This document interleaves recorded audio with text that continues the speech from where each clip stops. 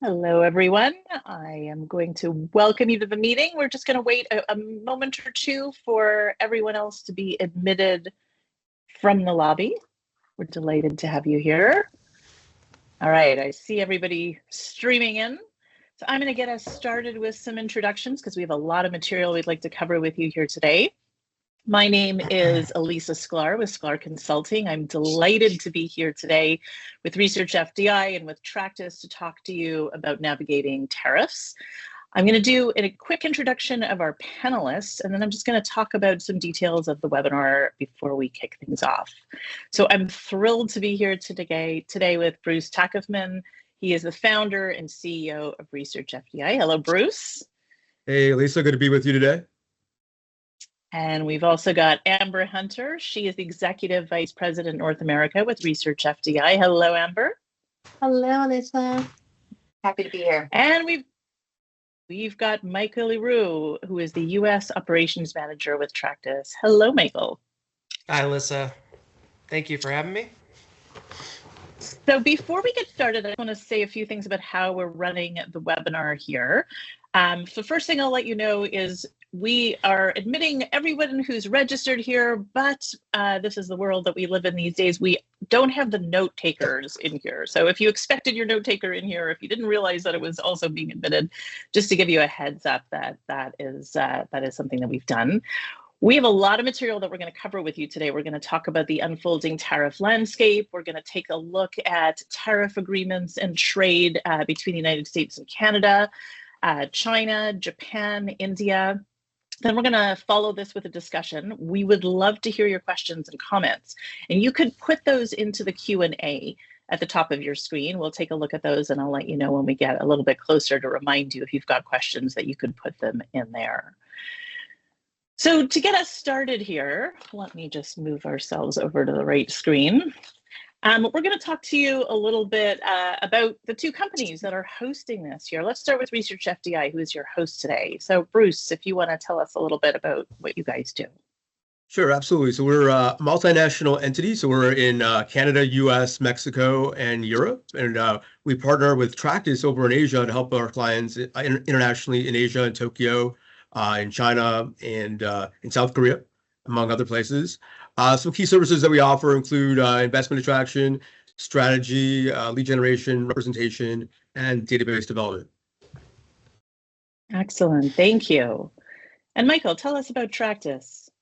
Yeah, thank you, Lisa. Thank you, Bruce. So Tractus, we're about 30 years old. It's going into our 30th year in operations. We are a global advisory firm, really advising on global business expansion.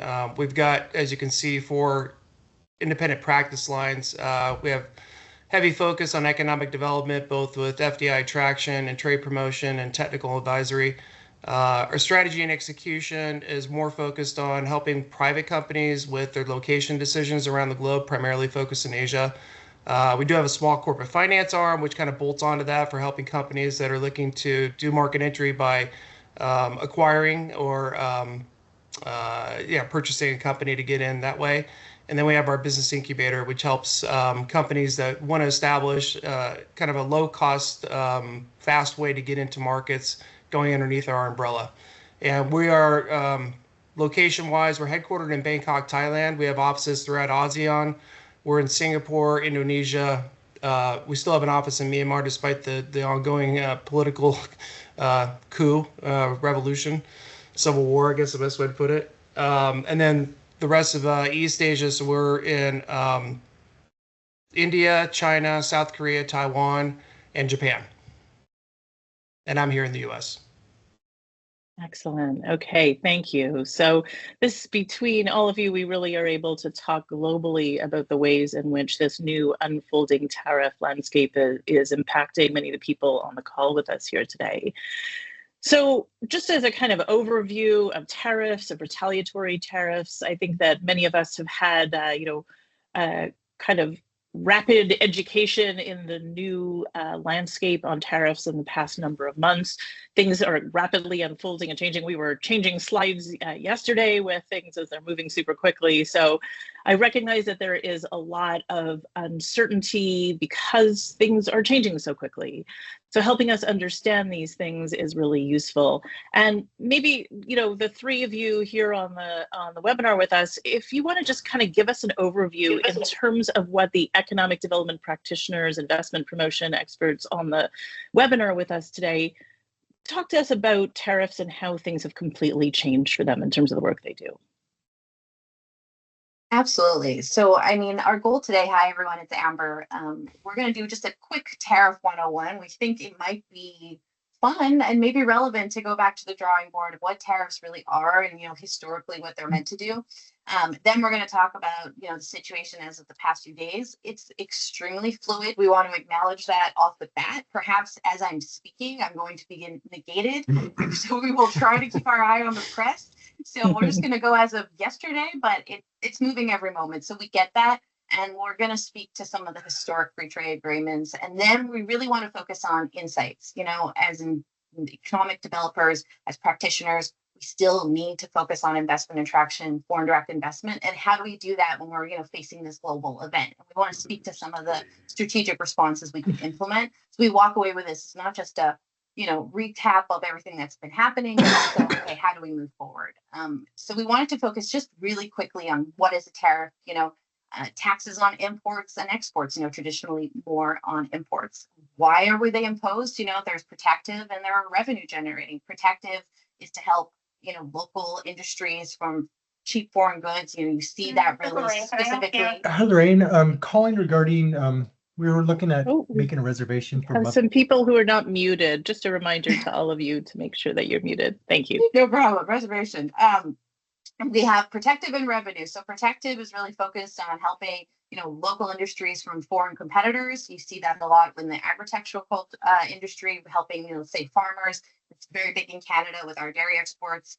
Then you get, revenue tariffs where governments are trying to raise revenue by taxes. You see this a lot with developing countries. Typically, who pays the costs in a tariff sort of measure? Well, while it is the exporters, these are costs that go downstream. So it's the businesses that pay, and ultimately it's consumers with the higher rates in prices. How does it impact on FDI? We can't deny it. It is a bit of a deterrent or an extreme one.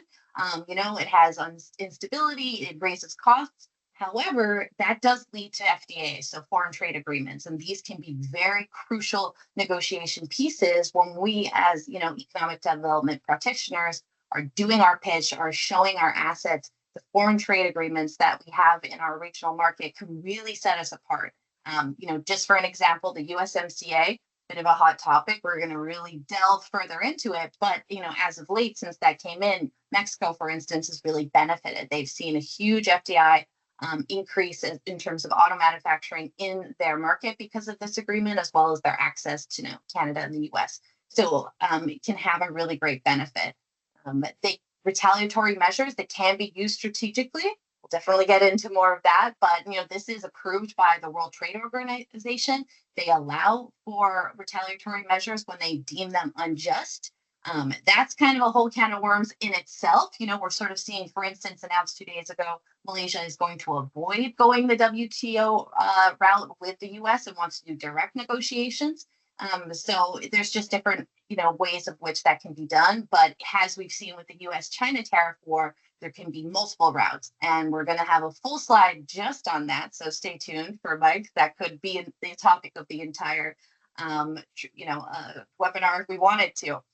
Current trends, other than the obvious looming potential trade, we'll say dispute, but maybe war, is it's being used strategically, in geopolitical rivalries, and it's used more recently in climate policy change as well.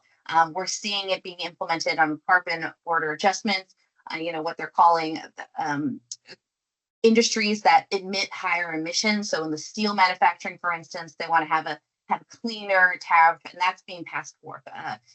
Europe is really kind of the one that's starting up with that. Canada is evaluating, and Japan is sort of wait and see approach, and we're going to see if that's going to spearhead, the new trends. And as well, tariffs are also affecting supply chains. It's having companies rethink nearshoring or wanting to be closer to markets that they have free trade agreements with. So it completely has an effect on the global market landscape and economic development and sort of everything.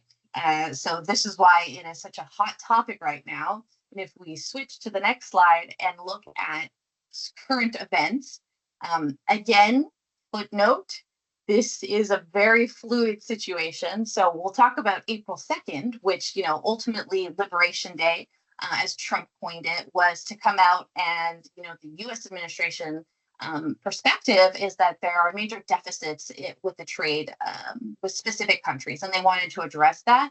And they also want to fight back against what they perceive as unfair trade practices.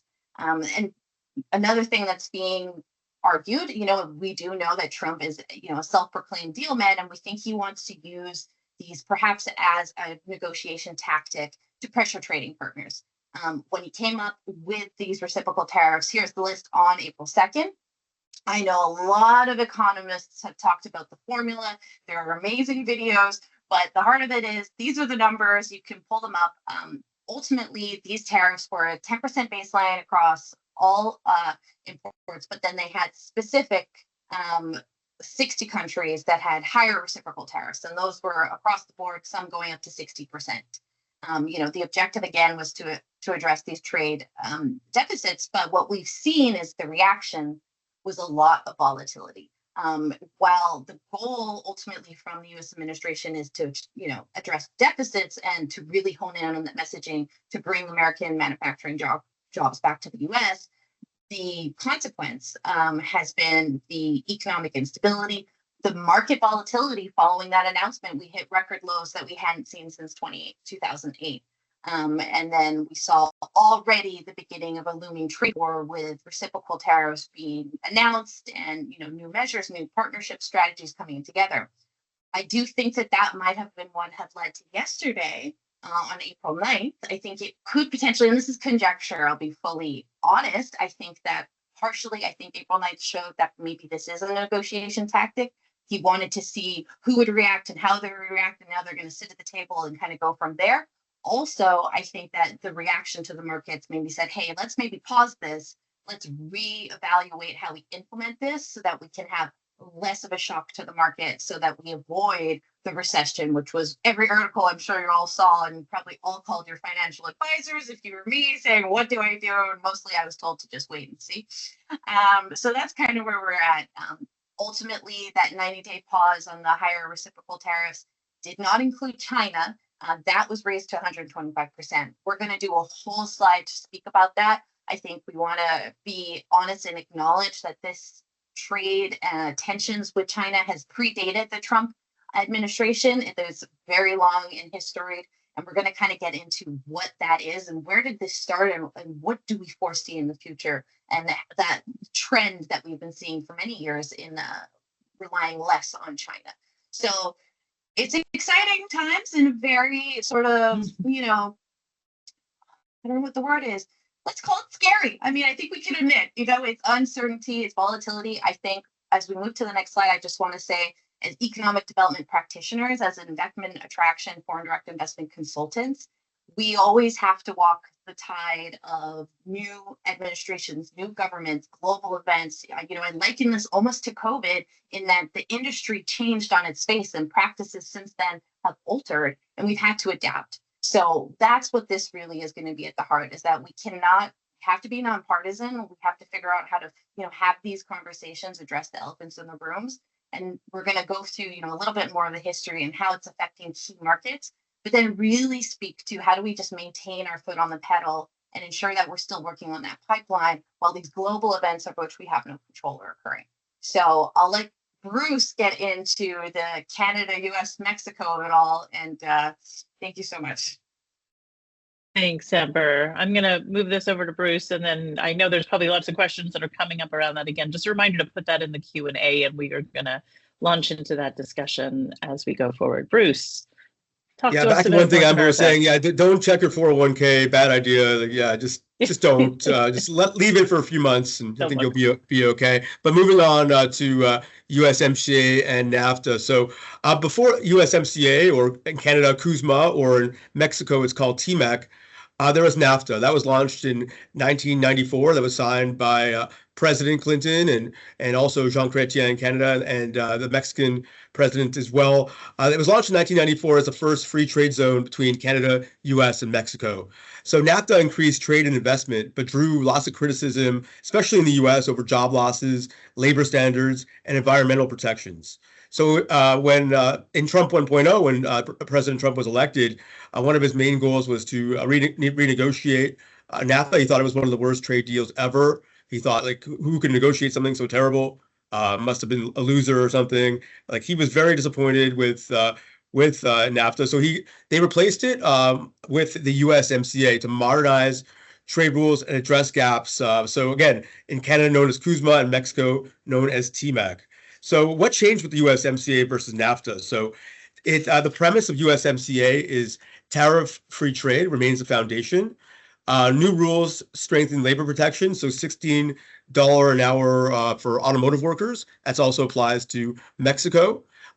Improved environmental standards, and for the first time addressed digital trade, because back in 1994, 93, when NAFTA was created, they didn't have any real, e-commerce didn't really exist. They didn't really have any of these products existing like Salesforce or CRM. So it addressed digital trade and bans on tariffs on digital trades and stronger data protection rules. Also, increased data protection in automotive between Canada, US, and Mexico from 62.5% to 75% for regional content for vehicles. So the key sectors that were impacted by the new USMCA versus NAFTA includes automotive, like I mentioned. USMCA raised the regional content requirement for vehicles from 62.5% to 75%.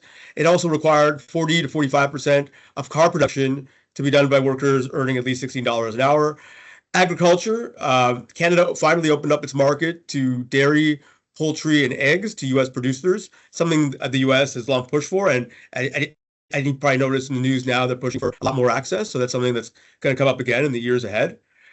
Digital trade, for the first time, the agreement bans tariffs on digital products like software, ebooks, and music. It also strengthens rules around cybersecurity and data privacy. So in terms of data dispute resolution, the USMCA offers several options. State-to-state dispute panels, similar to NAFTA, when governments disagree about rule violations. Rapid response mechanisms to allow fast investigations into labor violations, especially this has been especially used with Mexican factory using labor that might be substandard from the agreement. There's also a binational review panel to settle issues like anti-dumping or countervailing duties. And these mechanisms are really put out there to keep trade fair and accountable. So looking ahead, when this was negotiated, it had a 16-year sunset clause and also allows for mandatory review 6 years after. So you probably noticed recently in the media and in the news, there's been a lot of irritants that have come up. So there's a mandatory review in 2026, but a lot of issues have already come up right now. So this is quite the hot topic, the Canada-U.S. relations. So I don't know if you guys watch hockey or baseball or football, but there's been a lot of booing of the U.S. and Canadian national anthems and stadiums around North America. So obviously, yeah, it's the first time this has happened in 20 years. The first time this ever happened was the Iraq War, when the U.S. invaded Iraq. Canada was against the war. That's the only time I could remember that the U.S. national anthem was ever booed in stadiums. But really, I guess relations took a bit. This has been the lowest point in Canada-U.S. relations in probably 100 years. I think it started. I think some of the premise was that I think that, this is my opinion, I think President Trump and then Prime Minister Justin Trudeau had a very poor relationship from Trump's first term.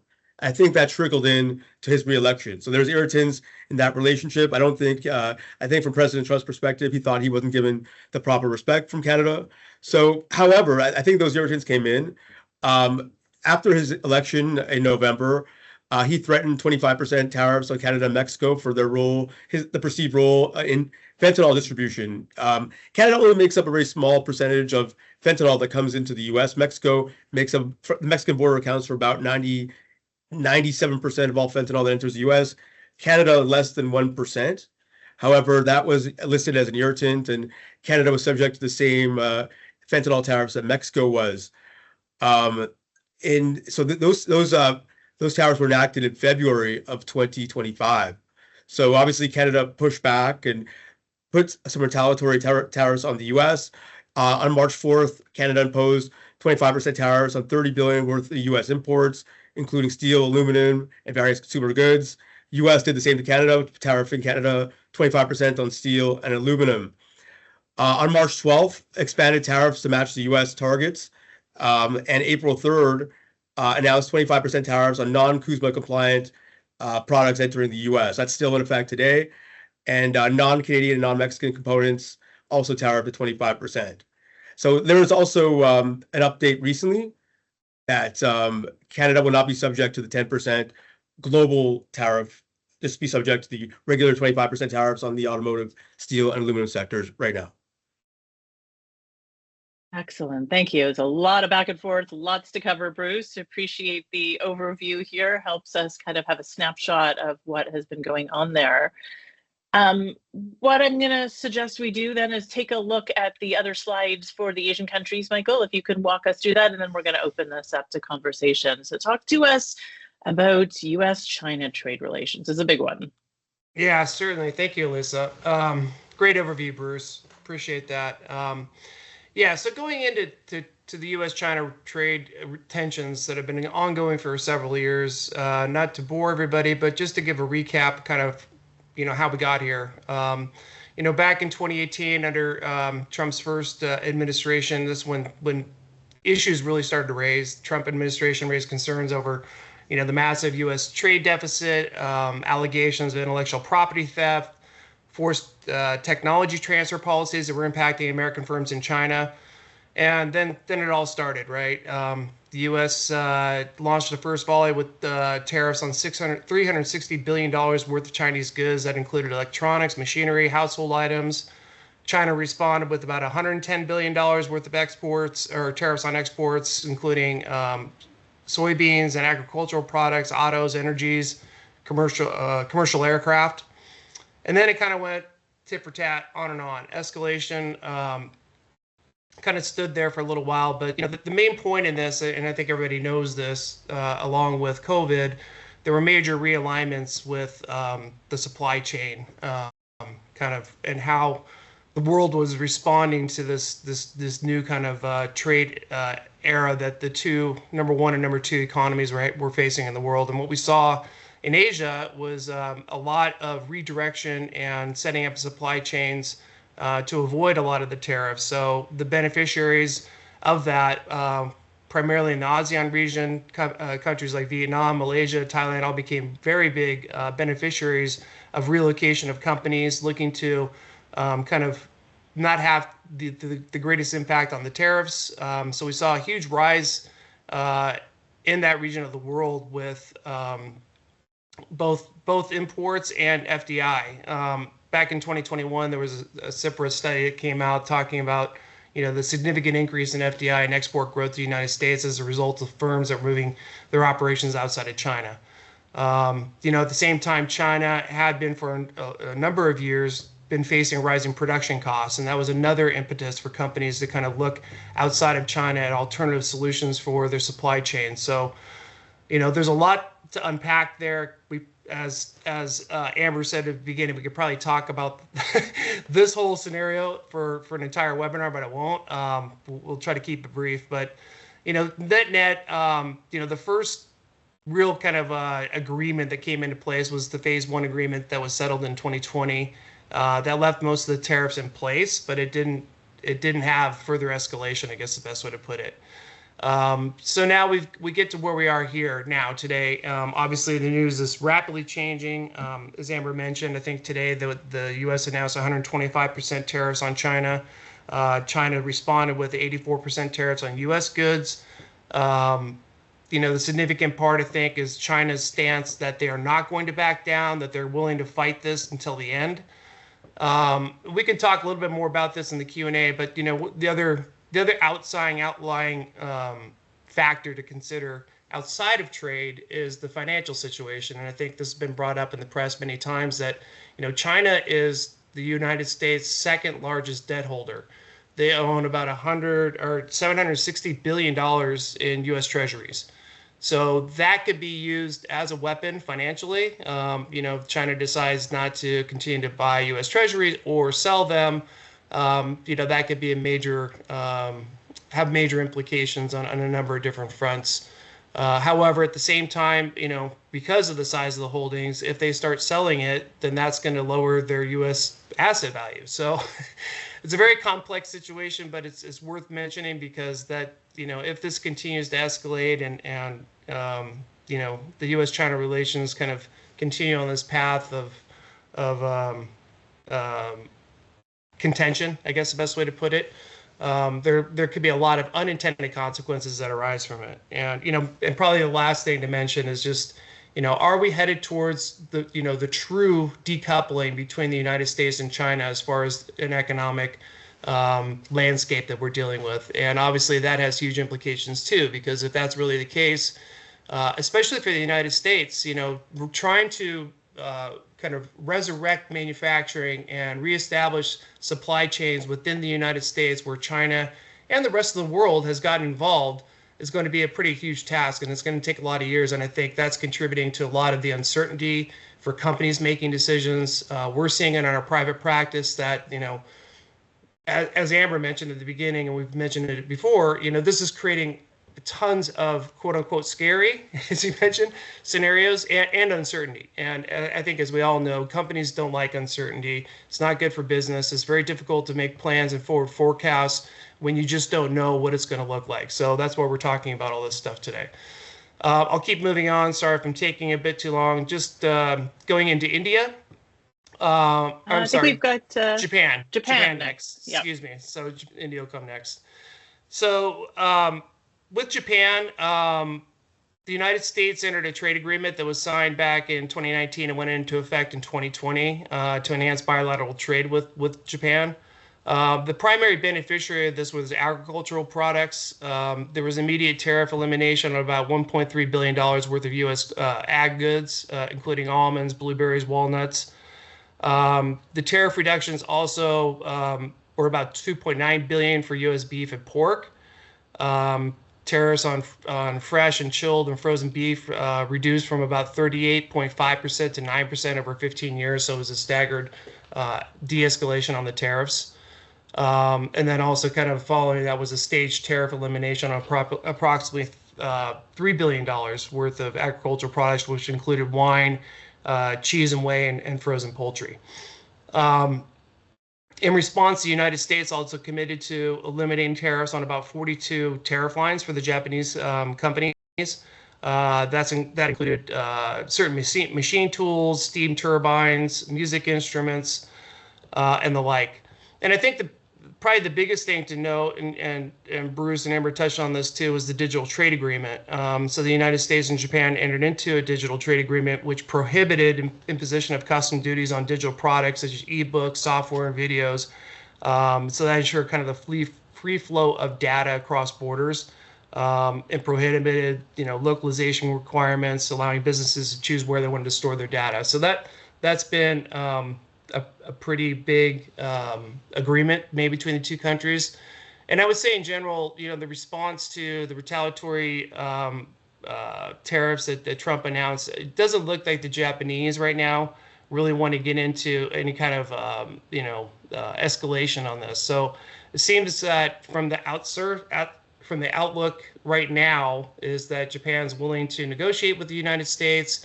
And so, they want to remain a strong trading partner. I think most of you know, in the FDI world, Japan remains the #1 FDI investor into the United States. So I think they want to keep that intact, and I think the United States does as well. Okay, turning to India. Sorry if I'm taking too long, but just as a real quick overview on India. Obviously, India has grown in major significance with the United States over the last 5 years, I would say. Last year, in 2024, the United States became India's #1 trading partner in the world. So that's significant.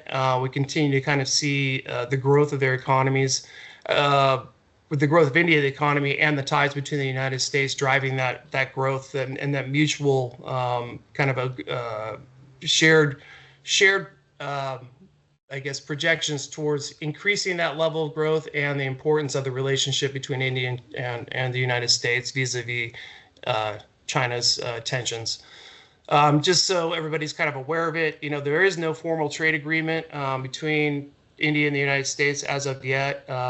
India was under the GSP, which is the Generalized Service or Systems Preference, which was dropped in 2019, which ended the duty-free access for a lot of exports from China. So even though there's no formal agreement in place, that was dropped. And since then, there's been higher tariffs on Indian goods. India responded with retaliatory tariffs back when that happened. It kind of stayed at even flow. And then here we are today with the U.S. proposing a 26% tariff on the reciprocal imports from India. Again, that's been put on pause. So we're going to have to wait and see how that all comes about. I think the general stance in India and what I hear from our team on the ground is that India is not interested in getting into any kind of real dispute with the United States. They recognize the importance of the relationship, the importance of the market. I think they're going to try to do everything they can to negotiate with the U.S. Trade negotiators and continue the growing exports and also growing foreign direct investment both ways. Hope it didn't take too long, but there's a lot to cover. There's a lot to cover, Michael. Yeah. This is great. And I know this just kind of gives us a snapshot of 3 key countries. We could probably do webinars in each country individually. There's so much complexity between all of these different trade agreements.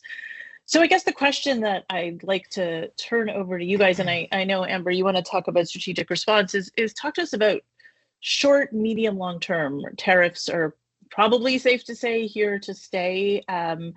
Talk to us about what you see in terms of responses for our economic development listeners. Yes, thank you, Alyssa. I think this is really sort of the heart of what the message we want to get across now is.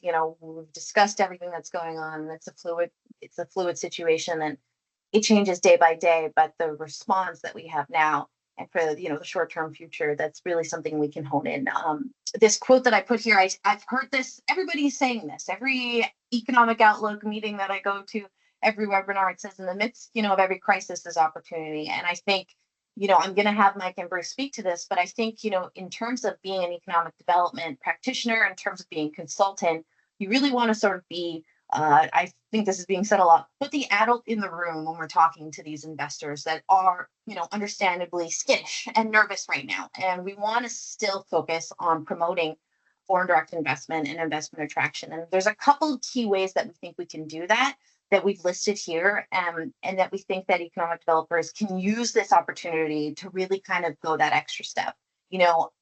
Something that we're seeing, diversification of supply chain. Maybe use this moment to position your region for companies that are looking to diversify their supply chains. There is room to promote reshoring, nearshoring opportunities.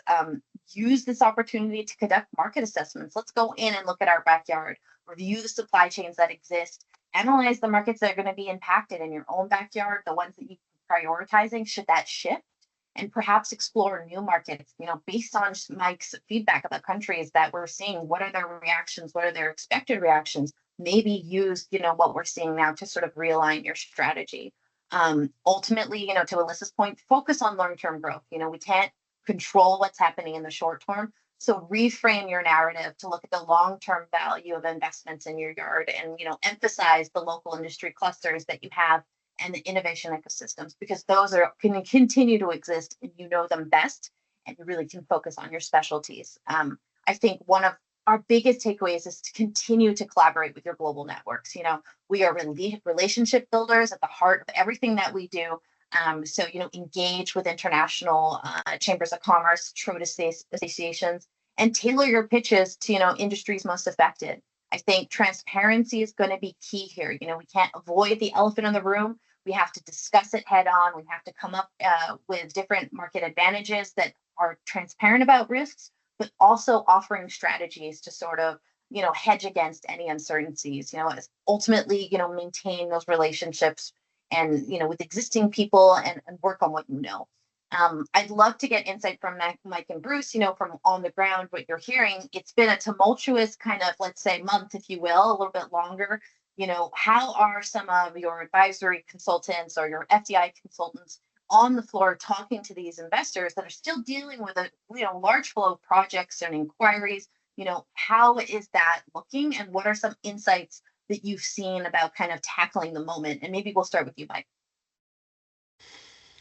Yeah, that was a great overview, Amber. And I think that a couple of points that I would definitely agree with, actually all the points, but especially for economic development focus, both on export promotion and FDI. I think, going to what you're really good at, going to what you know, focusing on the sectors in your state, region that really have a differentiation and a value proposition. On the investment attraction side, that holds true, but also the strengths in your export products and where you're going to. I mean, obviously we can't control kind of the political level of things, but you can help to reach out to those companies and or regions and partners within those regions that,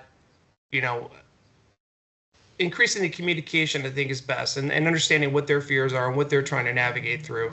Going to the strengths again, like I said, I think is a really good strategy for everybody that's involved in economic development. And then, you mentioned the market assessments. I think that is going to be critical as, we're all waiting to kind of see how this really plays out and what, the policy and action is going to be. That's something you're going to need to really understand, and your company is going to need to understand it. Make sure that you're up to speed on kind of where these impacts are hitting, what sectors they're hitting, what supply chains they're hitting, and really having an understanding of the markets that you're dealing with will be critical. And again, I totally agree with the point that, it needs to be discussed, and the more information you can gather from different viewpoints, the better you're going to be able to make an informed decision. And I think that's where, we try to really do a deep dive into our markets to really understand, to get, on the ground level information that you may not necessarily see in kind of news reports and the like. And it's really being able to do the deep dive to understanding what the dynamics are in various countries around the world, especially in Asia. Bruce? Thanks, Mike. I want to speak directly to Canadian EDOs. In Trump 1.1, when in 2017, 2018, when there was the first threat of tariffs back then, Canada at that point was committed to a policy of diversification. But then when in 2018, when the new USMCA was ratified, Canada kind of went back to what it knows, and that's dependence on the U.S., interconnectivity with the U.S. Right now, 75% of Canada's exports go to the U.S. That's significant. So Canada needs to use this moment to diversify, go to other markets. It was great to see Canada over at Hannover Messe being the host country, hosting over 300 economic developers in Germany, meeting with German companies that might consider investment in Canada. That was great. So Canada needs more diversification from the U.S. And what I'll tell my U.S. friends on the call is now is a great time for reshoring. Now is I think companies want to have reliable access to the U.S. And as President Trump says, if you want to have no tariffs, you simply have to set up in the U.S. And now is a great time to target reshoring. And for Canada, definitely time for diversification. Okay, these are all really interesting strategies, and I love how practical you're all getting, and I love that you're talking about what specifically is you would recommend in different countries and what you're hearing from your clients on the ground. One of the things that I'm hearing from all of you is the critical nature of communication, that it's so important, and that businesses and investors look to economic development organizations, investment promotion agencies, to give them information about what's happening, what it pertains to their country, and maybe to the specific industry sectors. Can you think of any examples that you have seen among clients who are really doing a great job with this kind of communication, going maybe beyond the basics to help inform potential investors and the businesses that they've got? I would love to give a shout out to the IEDC, International Economic Development Council, with Nathan Knowles. I mean, since there has been, all these new developments, IEDC has been really great with sending out notifications, really just sort of a daily recap, but really giving the high level data and statistics. And I was thinking when I saw this one today, when I thought, oh, that's great, because I'm going to have to totally amend a webinar slide. I thought this is what regional economic needs to do, to send one to their investors as well as the companies that are in their BRNE and they're talking to. Just letting those touch points know that you're aware of the situation, you're on top of things that are happening, and giving them this really, nonpartisan, but just a high level overview of everything that's going on and sending to them directly with your name and signature. It's going to just kind of help with that sense of, stability to the much that we can. So that's been a really great example for me personally that I've seen. And also, I want to give a shout out to the U.S. economic developers that are still coming to Canada despite the disputes and all the rhetoric. U.S. economic developers are still coming to Canada to meet potential investors. So I think just continue with your activities. Continue meeting your local investors. For Canadian EDOs, definitely meet your existing U.S. and international investors and reassure them that you're there and you can help them as much as possible. So BRNE, super important now. But just keep doing your daily activities. Keep meeting with potential investors. And eventually we'll come to a solution. I think that really comes back to the collaboration piece that you guys have been focusing on. I chair the International Advisory Council for IEDC, and we've got economic developers, investment promotion professionals from all over the world. They're still speaking to each other. Clearly, I mean, this is not a personal thing. Everyone is very interested in supporting their communities and keeping business and trade flowing and supporting their workers. So I think that's excellent advice. And I've actually seen a number of economic development organizations post these action plans and have pages on their website with resources, links to industry associations, links to information about the rapidly unfolding trade. Hard to keep on top of all this. Ways that specific sectors might be able to get more information. So they become clearinghouses for information. And that transparency, as you said, Amber, is really so important because people look to them for that expertise. Absolutely. Yeah, and I just wanted to make a point. About site selectors. I think we really need to engage with site selectors as well, because we're hearing this conversation about nearshoring and reshoring and bringing the jobs back. And then I'm seeing all the posts of site selectors sort of freaking out about how are we going to get the infrastructure, the power, the jobs. And I know that they're coming up with mitigation and long-term plans to sort of address these. And we want to have these talking points at even a little more of a local level. So engaging and using those connections that you have with these third parties that are really at, the tip of the iceberg dealing with this type of growth and how to kind of have these, different strategies as we're faced with, as Mike said, a 10-year plan that could even take longer. So engaging them and getting, what their thoughts are and utilizing that in your communications is really going to be a great benefit as well. I'm sorry, Mike, I'll let you go. Oh, no problem. No, I was just going to add to that. As I mentioned at the top, we are site selectors in Asia, and we've been doing that. It's kind of our in our DNA and how our company started. It's critical, and I think right now we're getting so many inquiries about companies like what should they do.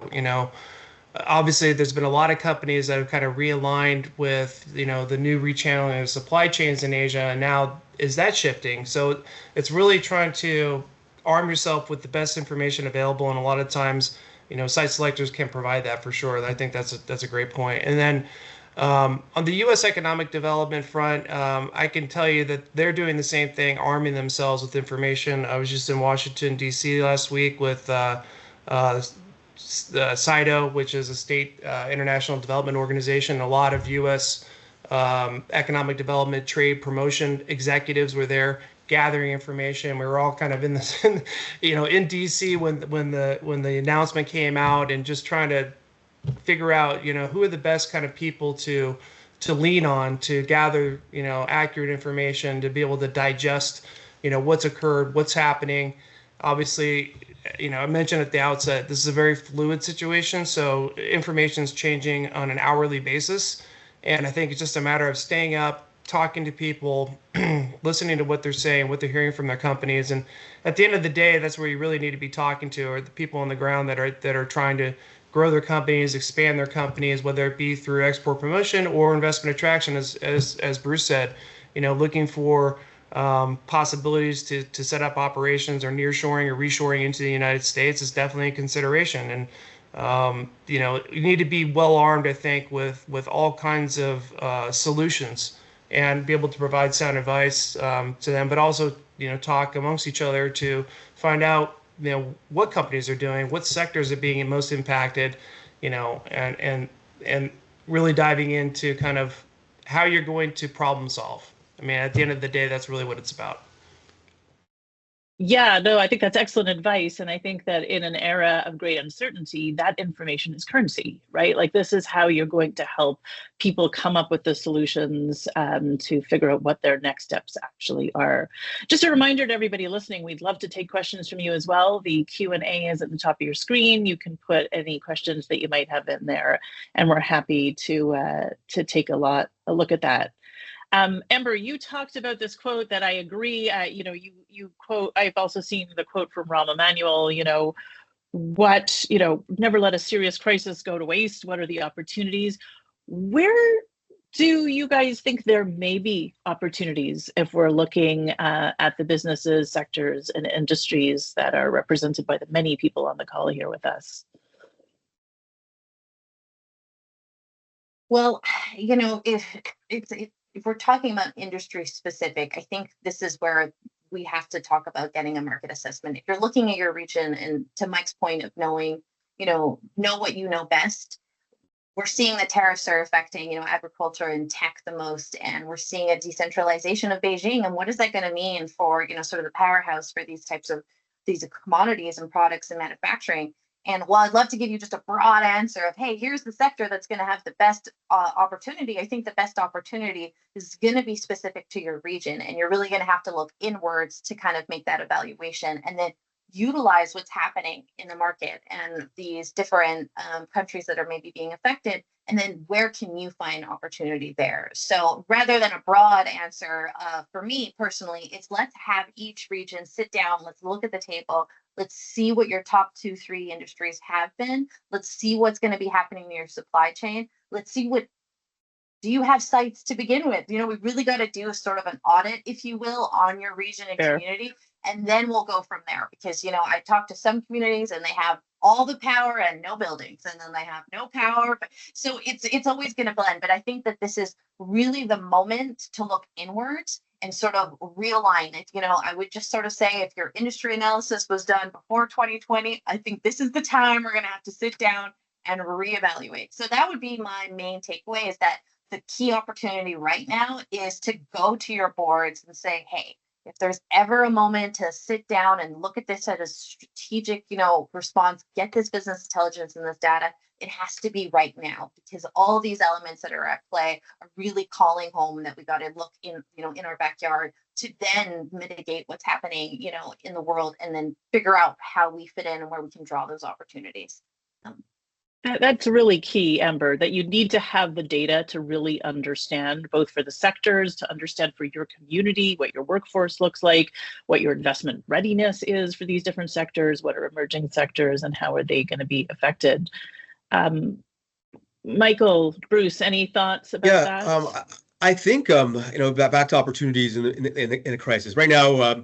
If you're a CEO of a automotive company in Windsor and you're making like $10 or $15 million, and you're dependent on shipping your product to Detroit, you're probably losing lots of sleep. You're probably scared every single day. Also with industries like lumber, like food, ag, and pharmaceuticals, areas that are being targeted, semiconductors in Canada, so that are dependent in shipping that across the border. So that's going to hurt Canada industry in the short and medium term. It's going to hurt.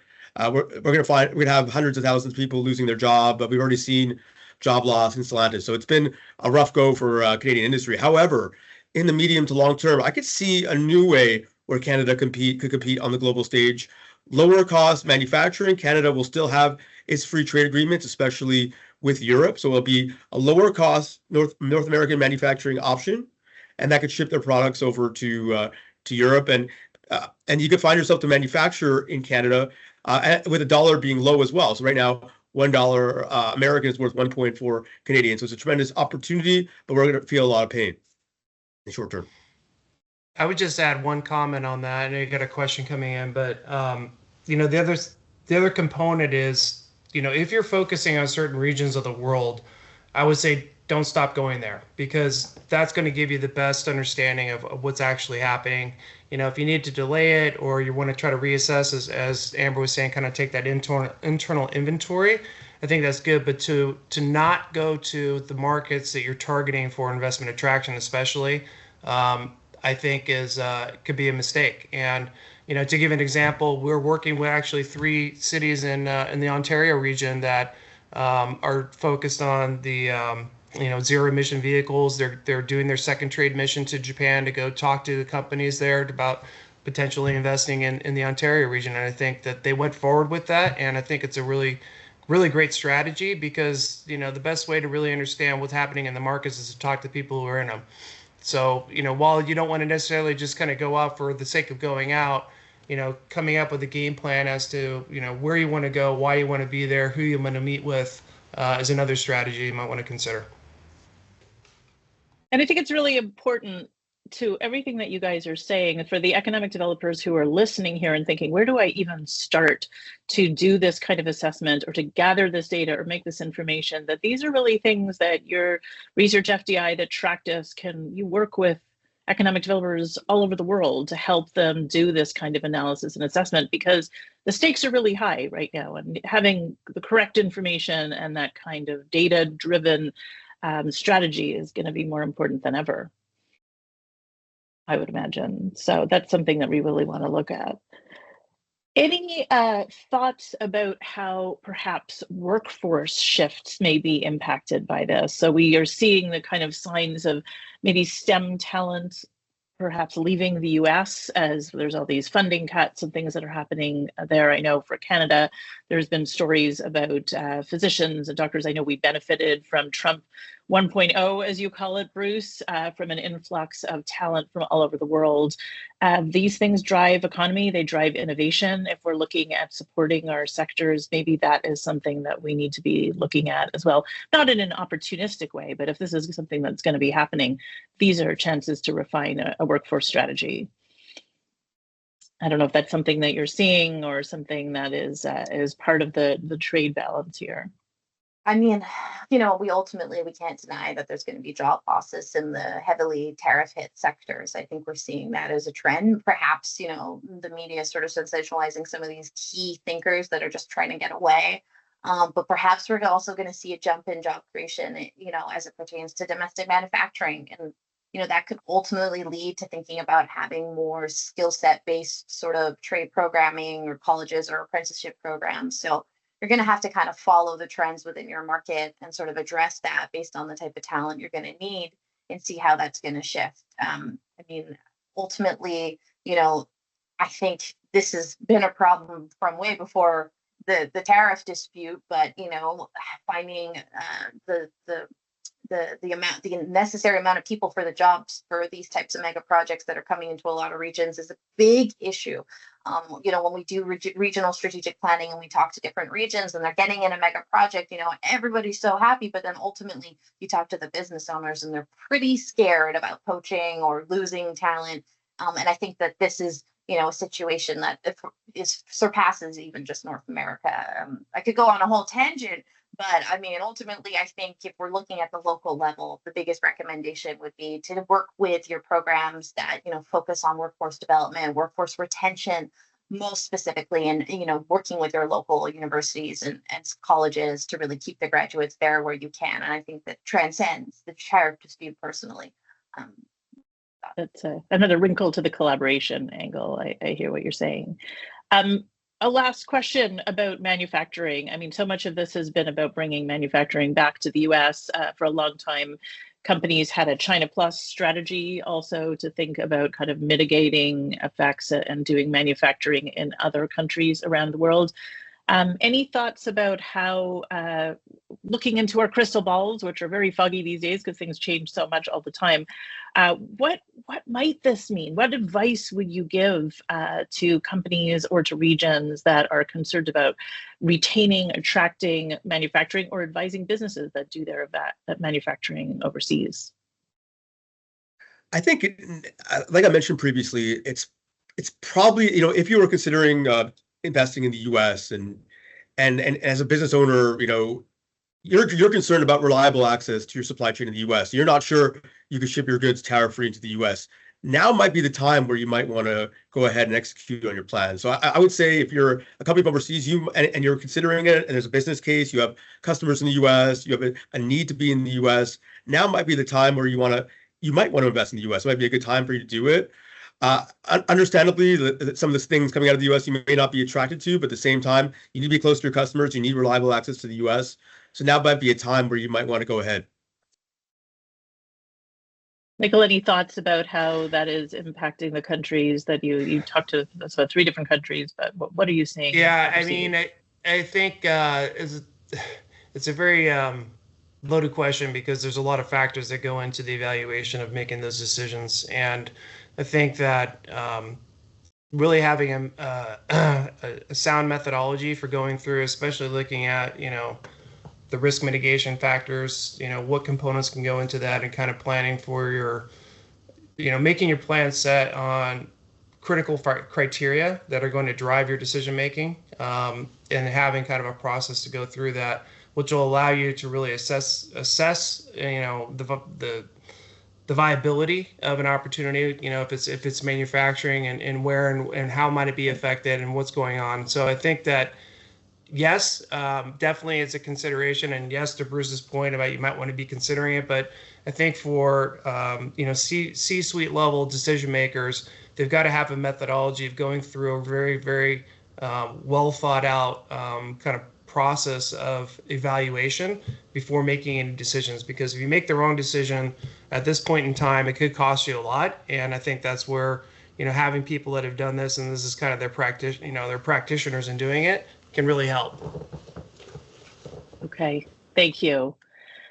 Let's talk about wrapping up here, just because we have a few minutes left. Any kind of key takeaways from the 3 of you? Amber, before you take us out, let's start with you. I mean, I would love to answer one of Brian Beatty's questions. He's kind of got a lot in the Q&A. Yeah, there's a hand raised too from Tim Tierney. Also, Tim has a question. My Q&A says it's not enabled.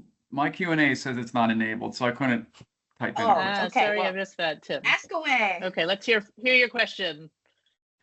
So my question, I mean, obviously, hello everybody, by the way. I've moved from being an export and FDI expert now to like import, right? Which is a whole new world for a lot, I think, of folks at EDOs and how they're dealing with this. So I have companies really looking into, like, they receive a lot of things from China. And now that things from China, my question is those other Southeast Asian countries, are they now going to be the port for China? I mean, are those goods going to move over there, then move this way? I mean, and how is that tracked? Or just that simple question, because if people are really looking into avenues and how they're going to receive these goods, and these are small companies that it could be the end of them if they don't find a way to find someone to produce their goods. But my question was too, I mean, what about their trade agreements with China, and how's that going to affect them? Yeah, Tim, that's a great question. I'll take a quick stab at it. I mean, it's really about the origin of where those goods are being manufactured, and the tariff regimes that are underneath, and also what constitutes a product from being manufactured in a certain country. So it has, again, the origin of manufacture from a certain country. I know there's a lot of realignments, and I think it'd be specific to say you have to know the specifics of the type of products that companies are trying to import in order to manufacture their goods.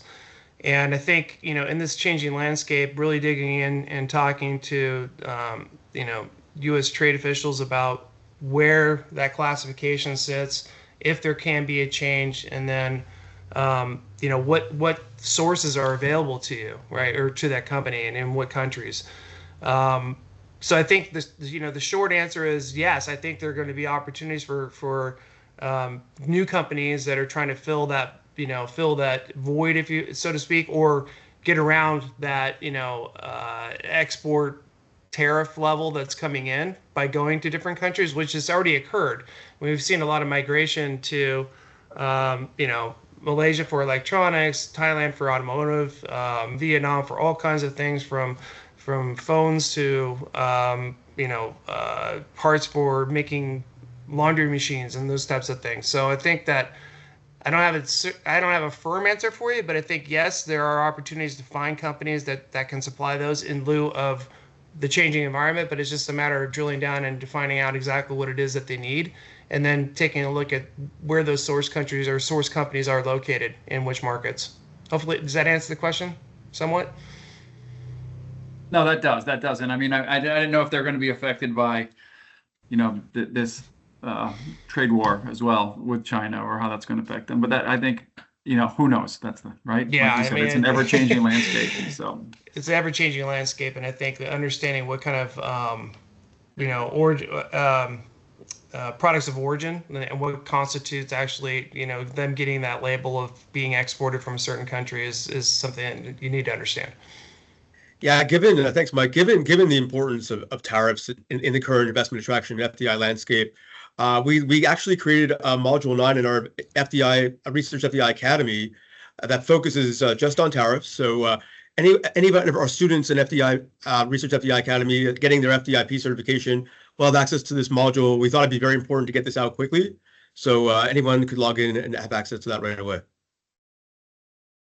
That's really important, because I think that gives people kind of a practical understanding of how they might respond, what they need to know, what this actually looks like for them on the ground in their job. So thank you for that. I know we're at the top of the hour. Let's take one last question. I know Brian has been waiting very patiently. He says that President Trump has stated he'd like the US dollar to decrease in value to enable US manufacturing and exports. Is that a useful way to look at the current environment? The way I've been looking at it, maybe correct me if I'm wrong, the way I'm looking at it is a lot of Trump's actions have actually strengthened the US dollar. Obviously, the talk of tariff and potential recession lowered it, but a lot of the actions made the US dollar increase. But listen, I'm certainly no expert on this, but that's my thought initially.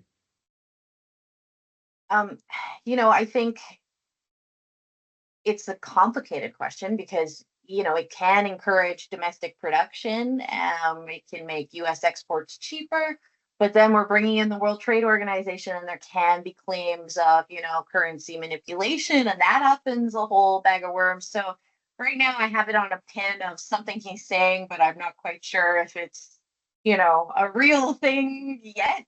But it seems hard for it to go down. I mean, speaking as someone who lives in Canada, our dollar is, we're going through it right now, and then it has a lot of ramifications. So it's not the most viable strategy. But we shall see what he even truly means by saying that in his context, in this new sort of, post-Liberation Day, if you will. Yeah, even if that's his intent, the reality of how the markets are interpreting it obviously can have the opposite effect. So I think, I hate saying this, but I think it's kind of a wait and see, and we need to kind of see how things shake out. Obviously, with the volatility, in global equities and the bond market, is obviously going to have an impact on currencies, and how how it all settles out, I guess is the best way to put it. So, I think it's a matter of, a little bit of waiting and trying to assess as best we can what the direction of, especially the US dollar goes. So sorry, it's kind of a wishy-washy answer, but I think it's reflective of the environment that we're in. So exactly. Yeah, no, I think you're absolutely right. Everything changes. We're always got these news alerts coming in on our phone. I don't know about you, but my heart rate goes up every time some new notification comes in. We do have some other questions, but I know we're at the top of the hour here. If you haven't had your question answered, my apologies. You please reach out to us. We've got our contact information on the screen here momentarily. I just want to give you guys a chance to say any last words to take us out. Michael, why don't you lead us off? Any last thoughts here about tariffs? Well, I just want to say thank you again for the opportunity to join the panel. Thank you, Alyssa, for leading it and moderating it. I think it's a conversation that's worth having, and going out of this again, I think just continue to try to reach out to those that your colleagues that have insights, continuing the open communication and not being afraid to ask the questions that need to be addressed, even though you may not have the answers, is probably the best way to go. Thank you, Amber. Any takeaways, last takeaways? I mean, I'm looking at all these questions, and I just want to sit here and talk with everyone for the next 2 hours and just kind of go on some rants and have a little debates and get your insights. So I think this is just, really pivotal time. I think collaborations amongst consultants, site selectors, economic developers, businesses, it's the most important thing to Alyssa's point, I think the biggest takeaway that we have is what we can control, and that is our communication. And I think that's sort of what I'm personally walking away after kind of just putting all these ideas out there. And don't worry, Brian, I'll see you soon on the road, and I will personally answer all of your unanswered questions so that we can talk about it. But thank you all for coming, and this has been thank you. But it's been a good time. Yes, Bruce, you get the last word here. Thank you, Alyssa. Thank you all for coming, and we certainly can't shy away from the tower questions. It's going to keep coming up. Let's adapt the strategy. Let's figure it out. Let's work with investors to kind of tackle this, and we'll get through the next few months, and everything will be okay in the long run. Thanks to everyone for taking time out of your busy days to join us here. Michael, Bruce, Amber, always a pleasure. Looking forward to the next one.